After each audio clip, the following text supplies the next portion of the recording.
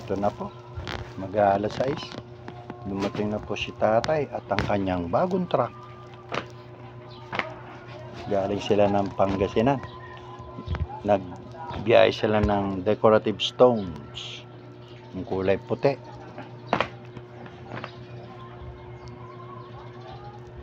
Pagod si tatay niyan. Nung ano pa sila umalis eh. Nung Makalawa yata.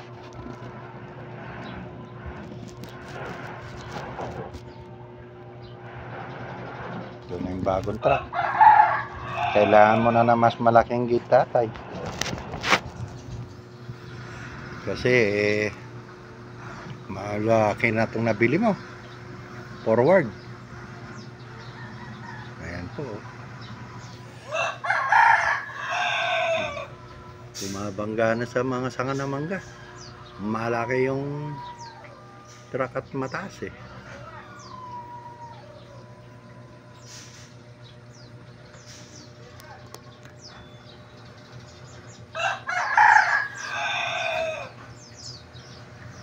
Si tatay.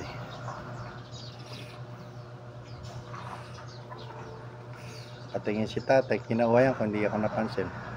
Medyo madilim na rin ang kanyang paningin. Ayan si darling oh.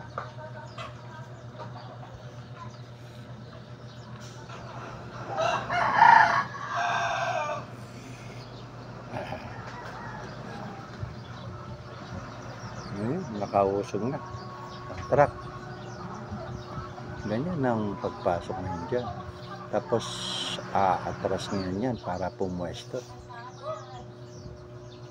Baka lilinisin. Malapit kasi yung host doon. Alright. Basta maisara lang yung gate. Pwede na. Pagdating ng elf mamaya o bukas, kasya pa rin. Yan. Konting kembot pa para maayos ng mabuti yung parking. Kasi may mga single motor eh dito sa itaas eh. Ipit. So ngayon makakadaan na pati single motor niyan. Uusog na yan, sasagad niya doon sa ilalim ng Arate de Siguro. Alright, ayan si nanay, ang forever faithful at martir na biyenan namin, nanay namin. Ganda na ng merienda. Kakapi sila, barako from Batangas. Lakas yung makina ng forward ni tatay oh. Ayan na, ayos na. At yan, kakalusuan mo na ba yun? Kalusuan na yan. Tingnan mo kung may sasara yung gate. Aba, konti pa raw. Mahaba talaga yung forward eh. Ayun, pwede na. Nako, konti pa. Mga 6 na pulgada pa. Konti pang kebot sa pambalik. Yan, kuha na siya niyan. Pagka sumulong ito, pipihit siya ng manibela. Ayos na. Alright.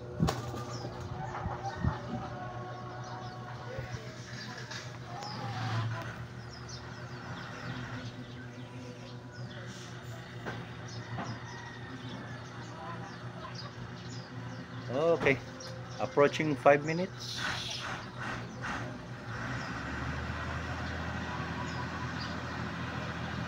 Nag-iipon na ng oxygen para may hangin.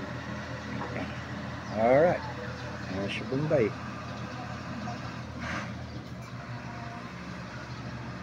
Alright. That ends up my video. Linggo po ngayon.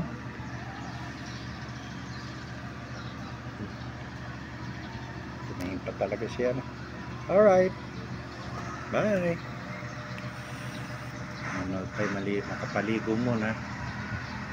At para nagsunog ako dun eh. Ayun, nasusunog pa ako. Nagwalis ako eh. Malinis. 2 case na Red Horse para. Alright, sige po. Paalam.